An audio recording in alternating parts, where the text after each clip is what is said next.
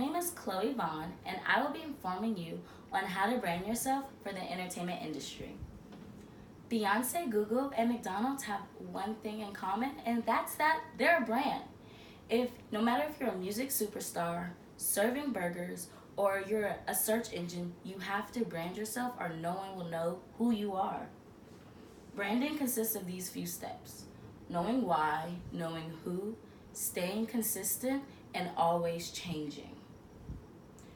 Know your purpose. Why is it important to you? Why do you want to sing? Why do you want to be a graphic designer? What are you willing and not willing to do? Are you willing to work long hours, or are you willing to make sure you go home at a certain amount of time?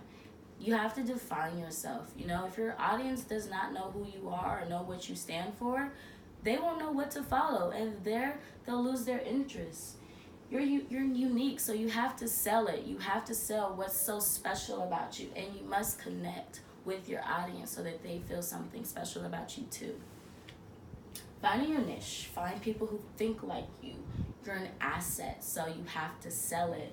Trust leads to followers. What can you promise them? And making sure you participate in platforms that align with your brand's identity.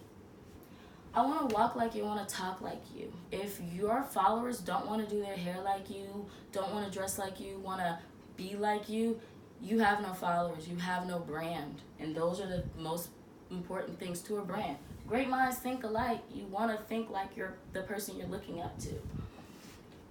You are money. Like again, I said, you have to bring value to somebody's life. If you're not bringing value, whether it's making sure that they look good on date night because you did their makeup or you showed them a makeup tutorial, you have to bring value, or you're not important to someone's life. If you're not teaching me to be better in some kind of way or instructing me on something to do, there's just no point in me even following you. Again, a good leader leads to a great follow. You gotta think, even Hitler was a great leader in the sense of he had built trust. Your followers must trust you unconditionally. They must trust you with how you dress, how you look, how you sing. And if you don't have trust, you're not gonna gain a following.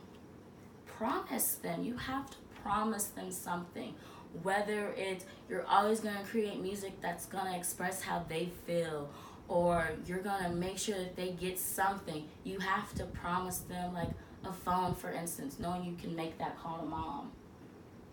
Choose the correct platform for your followers. If you know you have a 77 and under crowd, the chances of them being on the internet is none. You gotta put that on the news. If you know you have a millennial group, well, you should only go on Instagram or only on the social media platforms, because that's where your followers are gonna see it.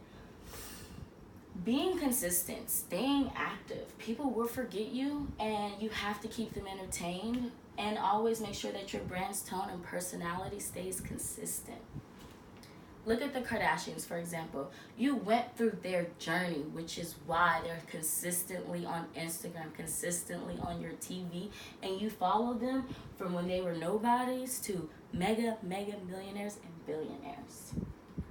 Forgetful followers. Your followers are going to forget you if you don't post. Why should they follow somebody that's not active? That's not even fair to them to ask someone to do that. So you must always stay consistent so your followers don't say goodbye. Keep your baby entertained. Your followers are literally like a baby. If you don't have that rattle shaking in their face, they're gonna crawl away and touch an electric cord and die. Literally, they're gonna fall off the face of the earth and not look back for you. So make sure to always have something, some content to keep your baby entertained. Change is also like the seasons. You must adjust, reevaluate, and grow. You cannot settle, and you should always take calculated risks. Perception. Miley Cyrus took a calculated risk. This could have ended badly when she went from Disney star queen to punk rock, coming in like a wrecking ball. But her fans were ready and mature enough to accept this Miley, and which is why she's still here today. Emerging demographics. You have to change with who's coming in. If you see a better demographic to go with your brand, you must change and adjust to who's new. If you have millennials right now and they're only into rap music, you should probably do something that involves rap culture. bad reps. You must change if you have a bad rep. Look at Chris Brown, for instance. He had a bad rep with everything. We won't go in full detail about what he's done, but he's constantly trying to change for the better, constantly trying to show he's still a good guy no matter what he's been through, and his fans follow him no matter what mistake because they see the human in him. Chipotle. I worked at Chipotle. They got a bad rep when people got sick. So you gotta understand, when I worked at Chipotle, we cleaned everything to prove to people that we were clean. We had scheduled wash hand times where we washed our hands on top of the hour and made it loud so everyone knew we were going to keep their food safe. Winona Ryder, for instance, she stole $5,000 worth of handbags and clothes, but now she's on Stranger Things, and people literally forgot about those things, and you have to change. And these are the things that you need to do to become a brand. You have to become a brand and grow, reevaluate, and make sure that you are staying consistent with in your content. So thank you again. This is Chloe Vaughn, and this was my TED Talk.